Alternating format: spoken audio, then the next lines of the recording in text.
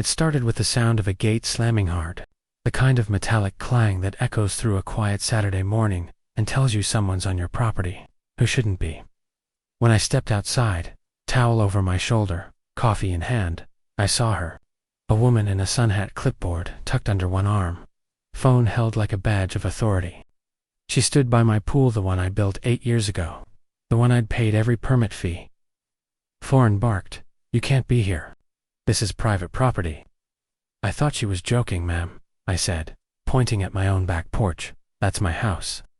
She smiled like a teacher, catching a student in a lie. "Not anymore. The HOA transferred this parcel last month. I'm the new owner, and you're trespassing." That's how I met Karen Lytle, the new HOA president, with a taste for power and a talent for fiction. The argument spiraled fast. She pulled out laminated papers, fake documents, printed off Zillow screenshots, claiming the amenity zone had been reassigned under common ownership. When I laughed, she called security. To HOA. Guards in neon vests showed up, demanding I vacate the premises. I didn't shout. I didn't argue. I pulled out my phone and started recording. "Before you kick me out of my own pool," I said, "show me the plat map." They couldn't by noon. I was hit with an HOA notice taped to my door. "Cease use of community pool. Unauthorized entry recorded. Pending disciplinary fine. $2,500. That's when I realized this wasn't a misunderstanding. It was a setup. Karen had been trying for weeks to expand her backyard by claiming the drainage easement between our lots as community property. My pool sat right beside it. She wanted it tanned. She'd rewritten an outdated clause in the HOA bylaws to make her grab look legitimate. She even filed a revised map with the county clerk, an amateur attempt at land replatting, riddled with spelling errors. But it was enough to confuse people. That night, I walked the property line with a flashlight. The gravel crunched under my boots. My fingers brushed the old brass survey pins buried near the fence corner, still exactly where the 2016 boundary survey had marked them. I knew right then she'd crossed into my land, both literally and legally. So I started a record log. Every notice, every conversation, every photo. I set up motion-triggered cameras by the pool gate and one on the side fence. I wanted timestamps, faces, and audio. 2 mornings later, I caught her again. She wasn't just near the pool, she was in it, floating on a pink inflatable flamingo, margarita in hand, like she'd won some territorial war. "Karen," I said, stepping outside, "you're trespassing." She didn't even flinch. "I'm inspecting for safety compliance. This pool is now HOA managed." My phone was already recording. I sent the footage straight to my lawyer, Dale Humphreys, a property rights bulldog who'd seen every HOA stunt in the book. His reaction was short. "Lock your gates. I'll handle the rest." But by that evening, Karen had already doubled down. She posted a memo on the community bulletin. Homeowners are reminded that amenities are shared resources. Unauthorized use may result in trespass enforcement. The language was vague but deliberate. She was trying to rewrite reality, one notice at a time. That's when I realized this wasn't just about a pool. It was about control.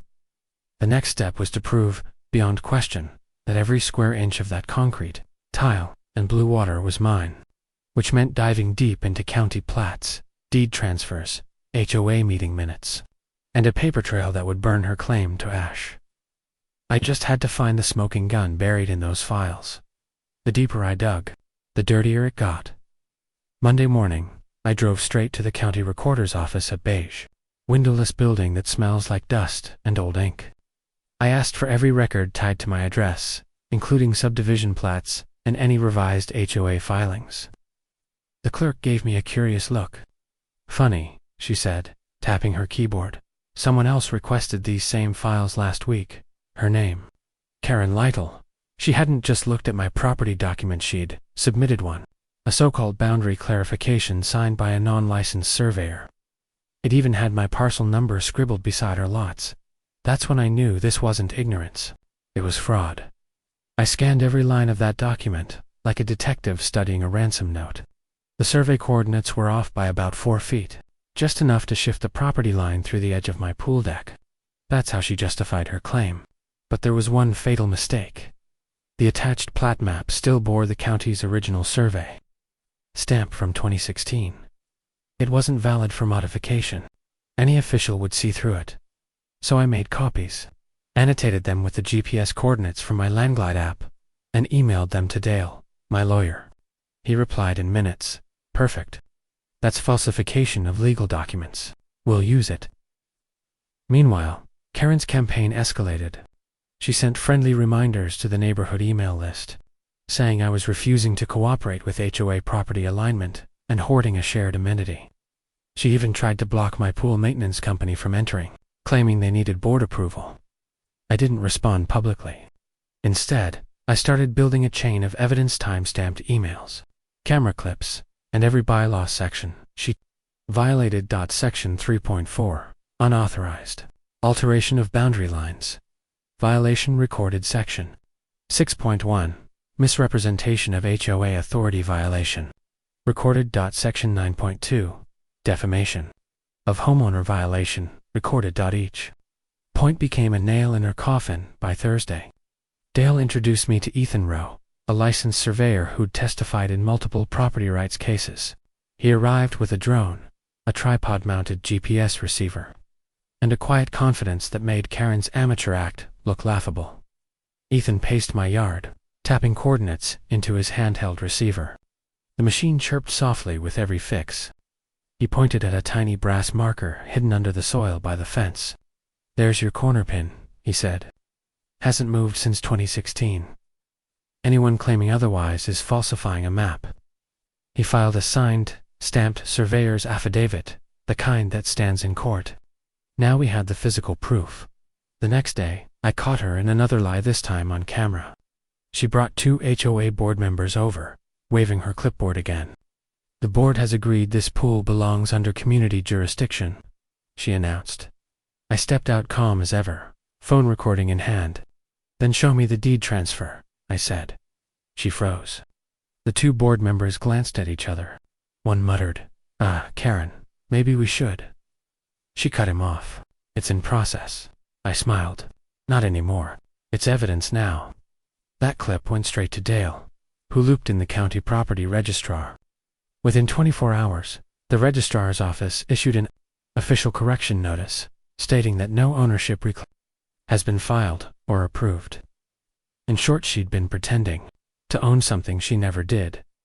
But Karen didn't back down. When the legal walls started closing in, she changed tactics. Late that night, my pool lights flicked on by themselves. I checked my security feed on. There she was again, sneaking through the side gate with a flashlight. She wasn't inspecting anymore. She was tampering the next morning. I found a bright orange HOA violation notice duct taped to my pool pump. Unapproved electrical work detected.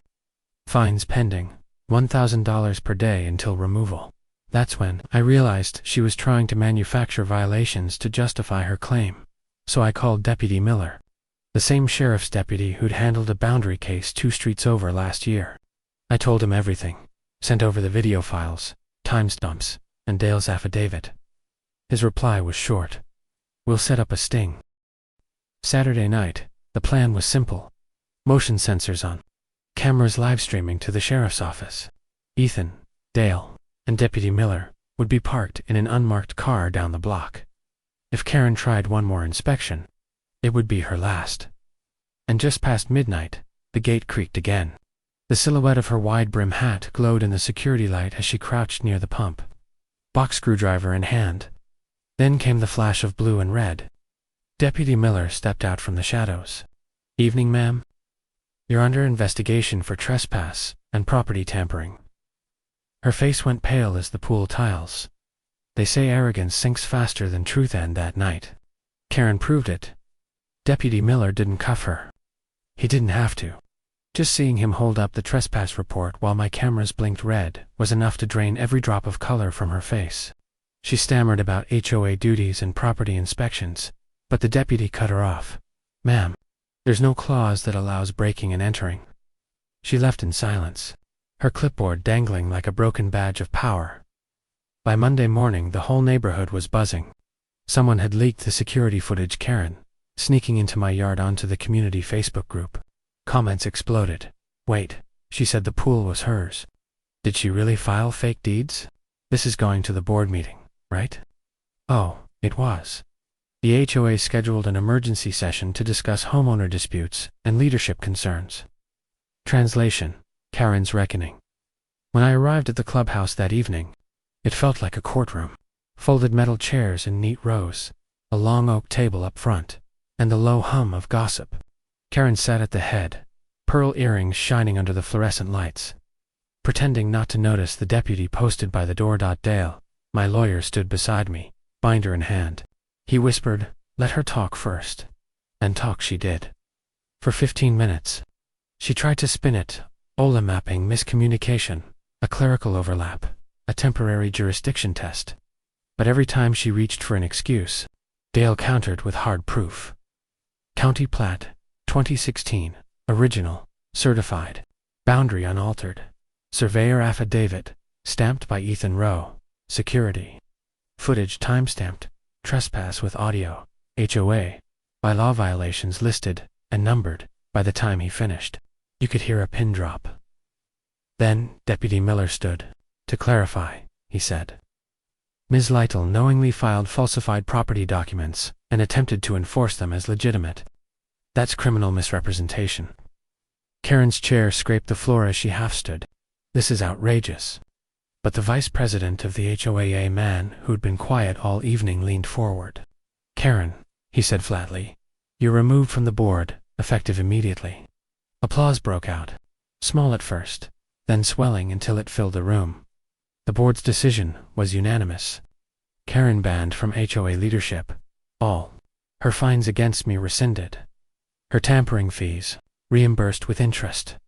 Legal action referred to county prosecutors. She stormed out before the vote ended. Outside, under the orange glow of the streetlight, she shouted something about lawyers and appeals. But I just walked past her, calm, steady, done. The next day, the county issued an official notice of fraud investigation. Her survey company, actually her nephew's side hustle, was dissolved within a week. My pool was legally confirmed as private residential property, permanently exempt from HOA control. 2 weeks later, on a bright Saturday morning, I reopened it quietly. No banners, no speeches. Just the sound of water lapping against tile, the scent of chlorine, and the peace of knowing every inch of it was mine again. Neighbors came by, clapping me on the back, laughing about Karen's empire of lies. Even the deputy stopped in, off duty this time, to drop a dry one-liner. Guess she's not floating anymore. As for Karenchi, sold her house within a month. Rumor says the new owners filled in her pool completely, said it brought too much drama. I just smiled. Epilogue. In the end, it wasn't about the water or the tiles, it was about proof. When you own something, you defend it with facts, not fury. Karen's downfall wasn't a surprise. It was the natural outcome of arrogance meeting documentation. If you ever find yourself facing an HOA bully, remember, keep records, stay calm, and let the evidence do the shouting. Drop your own HOA horror story below, and subscribe if you believe in homeowners fighting back the right way.